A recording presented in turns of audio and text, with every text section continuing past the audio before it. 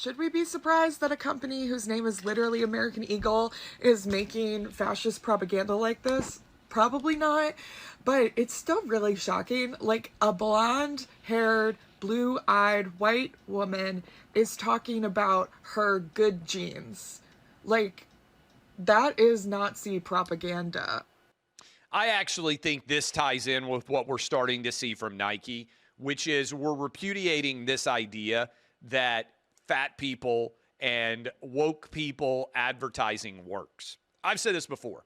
I watched the Victoria's Secret fashion show one night on CBS, probably like 7 or 8 years ago, before they started not allowing it on or whatever they decided, before they started putting regular people in underwear. I watched all the Victoria's supermodel girls walk around in their new lingerie for the holiday season. I left and I went and I bought, like right then and there, like next day, $200 in lingerie. Brought it back to my wife. She was like, "Where did all this come from?" I said, "I watched the Victoria's Secret fashion show. And now I want you in all of this." I am a simple man, all right? You put good-looking women in clothes, I go buy the clothes to the extent that I can, and I go buy it immediately for my wife. There's a lot of men out there. It works. But it's not only that. I want to show you this still photograph and leave it up for a little while. Question that I asked on social media is, look at the pictures on the left, okay? Up top is Nike. You can see a fat woman in spandex. That was a Nike ad in 2020. Down below, that was the American Eagle ad in 2020. Look at the new pictures on the right. Nike is now advertising, go figure, fatherhood, being a dad. Look at the difference between those two ads up top for Nike, 5 years difference. Look at the difference between what American Eagle did in 2020 and what American Eagle did in 2025. This ties in with my theory on that I've been hammering for years, social media as the carnival funhouse mirror reflection of the world. In other words, it isn't real. And so people got into this idea, hey, what brands really want is regular looking people in their clothes. That's going to sell a lot of gear. Didn't happen. People want to buy gear of people that are better looking than them because they believe, even though it's not true, you want to aspire to looking better than you do, not to looking worse than you do. And so I don't think it's coincidental when you break this down. My one question, and this would actually be a great story, a deep dive for us to spend time on at OutKick.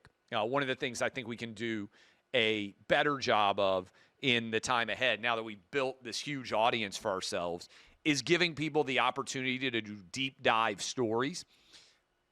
Are the people that bought all those woke ads still working at these companies and now doing all of the wholesome, hot girl, mom, dad, nuclear family ads? Or did they fire everyone? In other words, how much of this is just people chasing whatever the trends are and having no underlying belief in the quality of the brand or the advertisement? I don't know, but I would be fascinated to get some of that information and see whether or not that has substantially altered in terms of who's buying ads. I think it would actually be very interesting to know. So anyway, I think this is going to work for American Eagle. And oh, by the way, I hope you listened to me and maintained your stocks because we keep setting record highs. And American Eagle stock is up again. It's up a couple of $100 million. Is this the American Eagle stock? I can't see the charts very well, but I think that's what it is. Stock price up 2% today and has spiked about $1. And now they're saying, oh, there's a backlash. Backlashes are great. Like every time I get criticized, I say, thank the Lord I couldn't buy this advertising. I don't even hardly get criticized anymore. And so that is worth paying attention to going forward. Adam tells me that since they dropped the ad, the stock is up over 6%, which would be up about $150 million-ish in market cap so far. Let me bring up this Good Morning America story, that aired about Sydney Sweeney and the American Eagle ad. This morning, if you were sitting down getting breakfast ready for your kids, you happen to have on Disney-owned ABC Good Morning America, you're probably just trying to chill, probably trying to relax, just trying to start your day, and boom, you hear, hey, this ad of Sydney Sweeney talking about how she has good genes is actually eugenics. It's evidence of Nazism. I swear, this is on morning television, ABC, Disney. Watch this clip. I couldn't believe it. Here it is. We begin with the backlash over a new ad campaign featuring actress Sydney Sweeney. Yeah, the ads are for American Eagle, and the tagline is, Sydney Sweeney has great genes. Now, in one ad, the blonde-haired, blue-eyed actress talks about genes as in DNA being passed down from her parents. The play on words is being compared to Nazi propaganda with racial undertones. The pun, good genes, activates troubling historical associations for this country. The American eugenics movement in its prime between like 1900 and 1940 weaponized the idea of good genes just to justify white supremacism. Despite that backlash, American Eagle stock has been soaring. So now good-looking white people can't say they have good genes or were Nazis. Now, look, I'm not a good-looking white person, all right? I am an average-looking white dude. I don't think anybody's like, hey, you know what would really help our products sell? Clay Travis in underwear. Clay Travis in a bathing suit. Clay Travis in limited clothing. I help sell clothes by wearing more clothes, okay? But my wife, she's got good genes. I hope my boys look more like my wife, who is super hot, than they do like me. Being proud of your genes is not in some way evidence of your being a Nazi. Whether you're white, black, Asian, Hispanic, whatever it is, everybody wants to have good genes, and it's a pun, as Mary Catherine Ham had fun with on social media.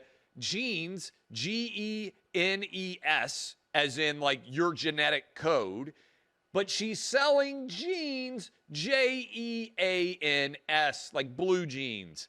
And she looks good in her jeans because she has good genes. This is not remotely controversial. Yet people are losing their minds. There are people out there that are crying on social media. Yesterday, we played you that clip. It's only grown since then. This is absolutely bonkers. And I think many people out there are fundamentally rejecting the lunacy of these arguments, and they're alienating Democrats in a monstrous degree. I got to be honest with you. I did not think that the Sydney Sweeney insanity was going to continue to grow. For those of you who haven't been around for the last week, Sydney Sweeney did an ad for American Eagle where I used to work when I was a teenager. I made $4.50 a day, an hour. No, it wasn't quite sweatshop a day. It wasn't in Somalia or Cambodia. So I made $4.50 an hour back in like 1996, 97, 98, 99-ish, that era. Okay. I love the ad. I like Sydney Sweeney. I am probably on the record as loving boobs more than anyone in the media ever has. First Amendment of boobs about 8 years ago. And now we've got all these crazy, ugly left-wing women coming out. Here is the latest. This is some Pilates instructor saying if anybody affiliated with this ad ever tries to appear in her dojo, in her Pilates studio, she's going to give them a working over. Enjoy. Left-wing insanity. They just don't like pretty people. Watch. If anyone from American Eagle who was involved in the creation of Sydney Sweeney's most recent advertisement booked into my Pilates class, I would give them the hardest exercise class that I was capable of doing on the lightest possible spring load with 0 breath cues. and I would make it the toughest exercise class that they'd ever experienced in their lives. Okay, this is not the end of the craziness. So you just heard that bonkers insanity, and I would just point out that I have not seen an attractive woman that is actually bothered by this ad. It is all ugly women, humbly, and I say that as an ugly man. The Atlantic has an article where they say loving boobs is now conservative. This is in the Atlantic. I can't believe that this is real, that this is something that has become coded.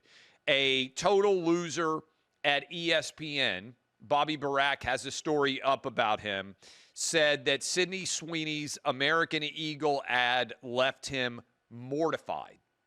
Imagine being a grown man working at a sports network, seeing an ad featuring an attractive woman and saying that the ad left you mortified. If you wonder how left-wingers are refusing and unable to connect with men, and he also said there are too many blue-eyed blonde women inside of advertisements. What a complete and total pussy. And I would just say this. How did ESPN allow this to happen? How do you hire men that are supposed to be talking overwhelmingly to a male audience, and you're paying someone substantial sums of money to say that you are mortified by a pretty girl in a blue jean advertisement? You know, my new book, Balls, which will be out in November, spends a lot of time on this. But the craziness of the left on this Sydney Sweeney thing has even staggered me. We know that men, black, white, Asian, and Hispanic, are overwhelmingly leaving the Democrat Party. The Democrat Party has, according to the Wall Street Journal, a 35-year low of popularity. And it's all, I think, to a large degree, cultural in nature because they just can't talk to men. Tim Walz was the Democrat Party's answer to how do we talk to men. Tim Walz is a postmenopausal lesbian's idea of a man that will be attractive to other men. They lack the language to even have a conversation. It's like men speak male language and Democrats are trying to put on a decoder ring to figure out how to talk to them. And look, I don't know everybody's politics. I am confident that I can sit down with any sports fan in America with a game going on, with a beer, with, normal guy food, hamburger, steak, whatever normal guys are eating, and have a conversation, and you would have no idea what I did for a living. Because I'm just a normal guy. I just am a normal dude. I connect with normal guys. I mean, if you do sports talk radio, you just have guy chat all the time. Much of Clay and Buck is guy chat. Now, women enjoy it, but I think our audience about 70% male. Our audience about 70% male at OutKick. Most of what I do and have done for the last 20 years is talk and write to men. Now, again, a lot of you women are watching and or listening to this right now, and many of you like it too, but our baseline audience is men. And Democrats have decided that they don't like Sydney Sweeney. They don't like boobs. They don't like keeping men out of women's sports. They just aren't normal. I tell my crew, and have used this for a long time, JBN, how do you grow? Just be normal. Just be a normal person.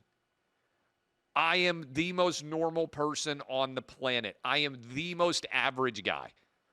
There is zero difference between what I would say right now on this show and what I would say if I were sitting watching a game with you in a bar.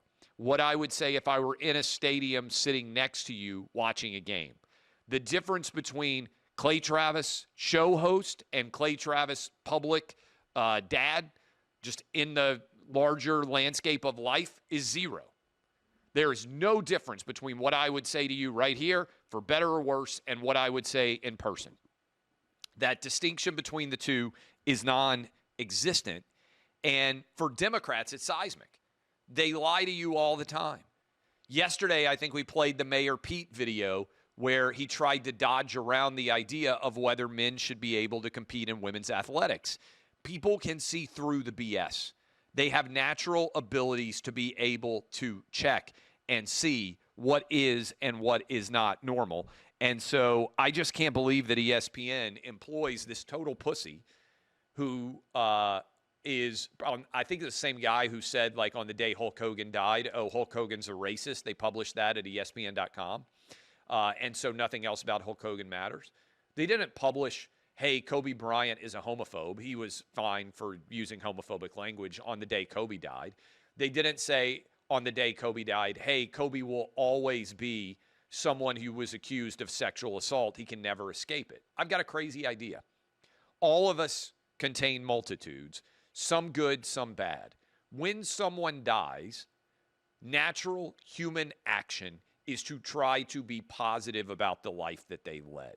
Doesn't mean that the poor choices someone made is not a part of their overall life story, but focusing entirely on the negative on the day that someone dies is, to me, indefensible. And employing somebody who's mortified because there's a pretty girl in an ad is indefensible.